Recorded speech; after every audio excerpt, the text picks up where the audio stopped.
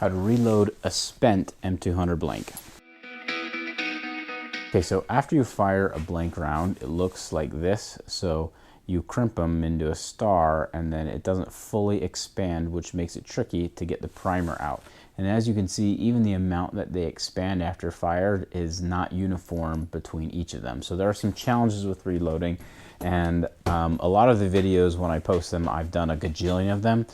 And so I really know what I'm doing. With these blanks and reloading them, I'm honestly not gonna lie, I haven't done a ton of them, so if you have any other tips on how to do it better, then please put it in the comment section below. But for now, this is the best way that I have found. So this one is actually one that I did reload. You can see I even painted the top. It's got powder in there. It's ready to roll. So this is one that isn't. The tricky part is if you just take a regular decapping rod or something, you can see it's just gonna run in there and interfere with there. And usually it mangles this and sometimes it even mangles up your decapping rod. So that's not gonna work. The one thing I did is I tried grinding this down to make it a nice point, but I still found that in most cases it was expanding it too much.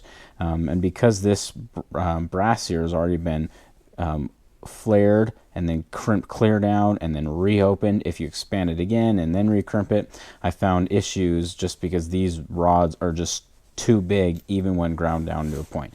So that didn't really work. So what I found works better is if you get these little cheapy screwdrivers, these go in there pretty good, and you can kind of feel where that primer pocket is right there. And then I take a hammer, I find some sort of hard surface with a little, or like ledge, and then tap that old primer out. Okay, so for the primer, that's just like any other thing. There you go, new primer.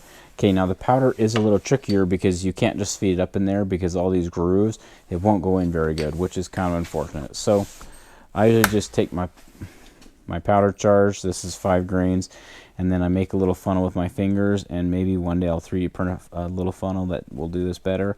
And then you just kind of jiggle it in. Okay, so you can see I did spill a few flakes, so this is a few flakes shy, but honestly for launching golf balls and all intents and purposes, it's going to be good enough. Again, you can weigh the empty one before and after and make sure you get it all right if you're really particular.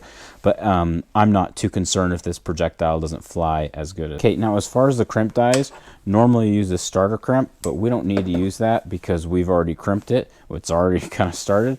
So we're just going to use the finishing die. And then go up, and then there you can see it's nice and crimped. We got a new prime in there, we got our powder in there. Okay, and then just like I do with all my other blanks, I stick in a little bit of this acrylic paint to give it a nice red tip to hold any flakes in and mark it clearly as a blank.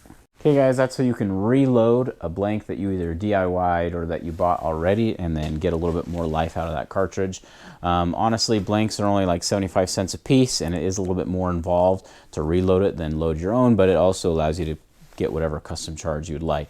If you have any other tips or other thoughts or comments on that, please put it in the comment section below. I'll go and test these and report back on how they work. Okay, guys, thanks for watching. See you next time.